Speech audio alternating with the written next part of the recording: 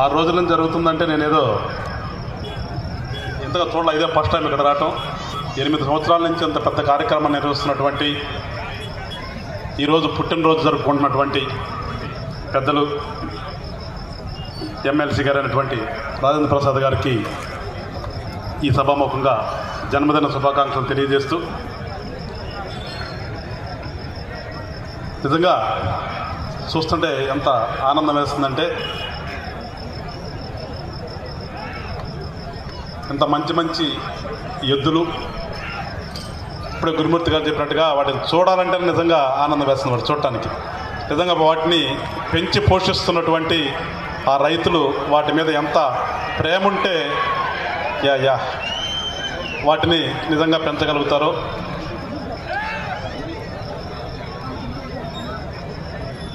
నాకేదో సినిమాలో డైలాగ్ గుర్తొస్తుంది. ఆ రావు గోపాలరావు గారు ఏదో సినిమాలో చూపించి సెక్రటరీ చూడు ఏం కనిపిస్తుందంటే అదేదో చెప్తే కాస్తంత కళా పోషణ ఉండాలి, లేకపోతే మనిషికిను తిని తొంగునే గొడ్డుకి తేడా ఏముందంటాడు. కానీ నాకు ఇక్కడ ఏమనిపిస్తుంది అంటే అవి తిని తొంగుంటలేదు. అవి వాటికి వీళ్ళు ఎంత ఖర్చు పెడుతున్నారో అంతకు మించి ఇక్కడ మనకు ఆనందాన్ని ఇస్తున్నాయి.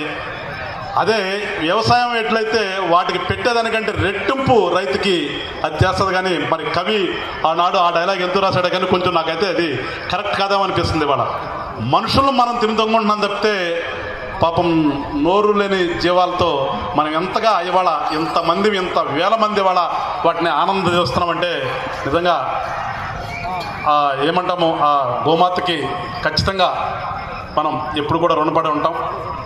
మరొకసారి ఇంత మంచి కార్యక్రమాన్ని ఇంత పెద్ద ఎత్తున ఏర్పాటు చేసి చాలా ఖర్చుతో కూడుకున్నది, ఎట్ ద సేమ్ టైం ఇంతమందికి ఆనందాన్ని పంచినటువంటి పెద్దలు రాజేంద్ర ప్రసాద్ గారికి మరొక్కసారి ఈ సభాముఖంగా ధన్యవాదాలు తెలుపుకుంటూ, నాకు అవకాశం కల్పించినటువంటి ఈ కమిటీ వారందరికీ కూడా ధన్యవాదాలు తెలుపుకుంటూ ముగిస్తున్నాను.